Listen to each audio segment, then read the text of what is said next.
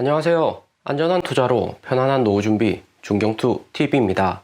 네, 10월 12일 화요일입니다. 비트코인 57,800달러 플러스 4.32%, 이더리움 3,570달러 플러스 1%, 에이다, 리플, 솔라나 메인 알트들은 마이너스입니다. 비트코인 10월 들어서 기관 투자자들 매수세 증가하고 비트코인 선물 미결제 약정 볼륨이 확장되면서 비트코인 상승세가 매우 좋고요. 비트코인 57,000달러 이 정도 수준이면 5월 코인 전량 매도하고 코인판 떠났던 투자자들도 혹시 이제 코인 다시 시작인가 재진입해야 되는 거 아닌가 생각할 수 있을 듯 하고요. 전체 코인 중에서도 비트코인만 이렇게 비중이 늘어난다는 것은 우리가 보유한 알트코인들이 소폭 하락은 와도 새로운 신규 투자자들이 많이 늘어난다는 이야기입니다. 신규 코인에 투자하는 기관이나 개인 투자자들 처음에는 비트코인으로 시작하지만 그 다음 이더리움, 알트코인으로 점차 옮겨가는 거죠. 헝다그룹 이자 상한은 10월 10일 오후 1시까지 헝다그룹이 이자를 상한해야 되고요. 미국 시간으로는 10월 11일 자정까지입니다. 3차 이자를 납부해야 되는데 1차, 2차보다 더 규모가 크고요. 중국 홍콩 항생지수는 월요일 장을 플러스 1.96% 상승하면서 마무리를 지었습니다. 헝다 이자 상한은 결과가 나와봐야 정확하게 알겠지만 어느 정도 항생지수가 이렇게 플러스 된다는 것은 내부적으로 해결된 듯 보이는 거고요. 중국 경제 이슈가 해결되었는지 여부는 상하이 증시보다 홍콩 항생지수를 보면 확실히 알 수가 있습니다. 해외 기관들 개인보다도 빠르게 자금을 투입하거나 매도를 하고요.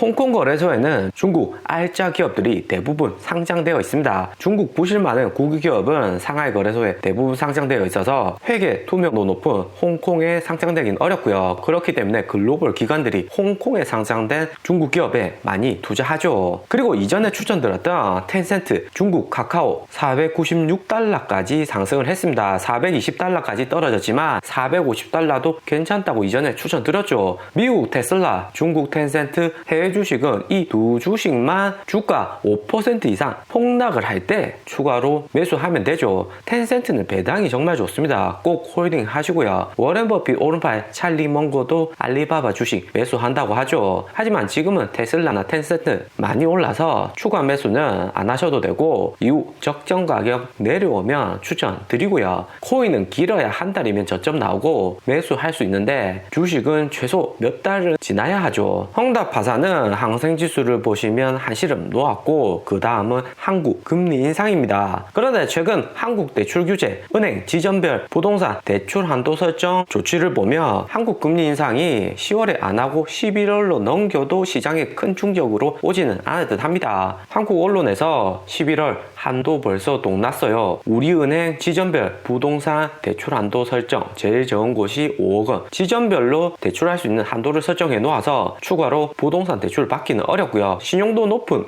고신용자들도 제2금융, 상호금융 이용해서 대출을 받아야 합니다. 그렇기 때문에 미국이 테이퍼링하고 그 다음 금리 인상하면 한국이나 중국 모두 타격을 심하게 받는데 한국은 가계대출이 가장 위험했죠. 그런데 조금 늦었긴 했지만 지금에서라도 은행 대출 제한을 강력하게 하는 거고요. 주요국 GDP 대비 가계부채 비율을 보면 한국이 영국, 미국, 선진국 평균보다도 높은 수준이고 이 자료는 2020년 3월입니다. 그러면 현재는 100% 훨씬 더 넘었죠. 그리고 한국 5개 은행 대출 유형별 가계대출 잔액을 보면 전세대출, 정책모기지, 집단대출 비중이 가장 크고요. 부동산이나 주식, 코인 모두 상승할 때가 있으면 하락이 오기도 하고 변동이 오는 것은 당연합니다. 하지만 한국 부동산은 한번 가격이 오르면 하락은 하지만 그 하락폭이 정책 제한으로 인해서 아주 완만하게 떨어지기 정책 입법자들이 원하는 거고요. 그렇기 때문에 한국이 금리 인상을 하더라도 단기 충격은 적을 수가 있습니다. 그리고 대망의 10월 13일 밤 9시 30분 미국 인플레이션율 발표를 앞두고 있는데 미국 인플레이션율 발표 전에 미국 3대 증시는 모두 하락으로 장을 마쳤습니다. 홍콩 항생지수가 월요일 20일 개장하자마자 상승을 해서 헝다파산 1달러 되었기 때문에 미국도 장 초반 좋게 상승했습니다. 하지만 미국 원유 가격이 80달러 넘어서면서 전체 미국 주식이 하락을 했고요. 무엇보다 금융 섹터에서 하락이 컸는데 원유 가격 오르면 물가 상승으로 이어지고 한국하고 마찬가지로 대출 규제나 자본시장 법을 축소하는 방향으로 추가 정책이 나올 가능성이 높죠. 어제 오늘 크루드오일 원유 가격은 80달러로 최근 5년간 가장 높은 수준입니다. 코로나 발생하기 전에도 60달러였는데 코로나 발생하고 여기 깊숙하게 패인 지점이 20달러 아래까지 떨어졌었죠. 석유 시장 내 인력 감축하고 설비가 코로나로 인해서 정지가 되면서 석유 생산량이 급격히 감소를 했었는데 최근 위드 코로나와 함께 시장에 빠르게 수요가 증가하면서 공급이 수요를 못 따라오고 있는 실정이죠. 그러면 당연히 가격은 상승하는 거고요. 원유 가격이 이렇게 상승을 하면 13일 발표되는 미국 인플레이션율이 어떻게 나올지 정말 중요합니다. 미국은 글로벌에서 석유 가장 많이 수입하고 사용하는 국가죠. 석유 가격 오르면 인플레이션율을 따라오는 거 당연하기 때문에 글로벌 기관들은 비트코인 투자 비중을 급격히 늘리고 있고요. 인플레이션율 해지 용도로 비트코인 선택해서 10월 셋째 주 비트코인 기관 매수는 2억 2,500만 달러로 7, 8월 기관 개인 투자한 비중보다 더 많습니다. 기관들이 추가로 10월 초 비트코인 매수하면서 비트코인 가격은 다음 주에 더 높을 가능성이 존재하고요. 13일 인플레이션율 높게 나오면 테이퍼링 11월 빠르게 하면서 코인에 부정적일 수 있다는 9월하고는 상반된 방향성을 보여주고 있습니다. 하지만 기관들이 다른 알트코인 모두 매수하는 것이 아니라 비트코인에만 집중적으로 투자를 하고 있고요. 이더리움 비중은 마이너스 13.6% 줄어들면서 단기에 기타 알트코인들이 매수세가 빠르게 상승은 못하고 있습니다. 하지만 전체 기관 투자자들이 가장 많은 볼륨을 가지고 있는 것은 여전히 이더리움이고요. 개별 알트코인 중에서도 솔라나, 칼다노, 비트코인 캐시가 기관들이 소폭 비중을 늘렸습니다. 그리고 최근 글로벌 거래소들의 선물 미결제 약정 볼륨을 보면 10월 12일 이미 비트코인 선물 볼륨은 4빌리언 넘어섰고요. 비트코인 4빌리언의 수치는 올해 들어서 4월 3일, 9월 2일, 그리고 10월 12일 딱 3번만 나왔습니다. 가장 높은 수치고 10월에 나온 비트코인 선물 미결제 약정 볼륨은 9월보다도 더 높은 수치고요. 만약에 다음 주에도 기관들 비트코인 매수세가 이번 주처럼 높다면 4월 전고점 돌파할 가능성이 매우 높습니다. 하지만 항상 이렇게 비트코인 선물 미결제 약정 수치가 상승을 하면 단기에 크게 조정은 따라 나왔고요. 4월하고 조금 다른 점은 4월에는 비트코인도 가격이 상승하고 알트코인도 가격이 상승했는데 현재는 비트코인만 가격이 높고 알트코인들은 빠르게 상승을 못하는 데 있습니다. 이것은 4월보다도 2월하고 비슷한 상황이다 볼 수가 있고요. 2월에도 기관 투자자들 비트코인 투자 비중이 먼저 상승을 하고 그 다음 3월, 4월부터 알트코인으로 집중적으로 자금이 투입을 되었고요. 우선적으로 비트코인 투자하고 그 다음 이더리움, 에이다, 솔라나 천천히 나누어서 투자를 하는 거죠. 그리고 이 그래프는 바이낸스 거래소의 비트코인 선물 미결제 약정 볼륨인데 바이낸스 거래소가 거래소 중에서도 가장 높은 선물 볼륨을 가지고 있습니다. 하지만 최근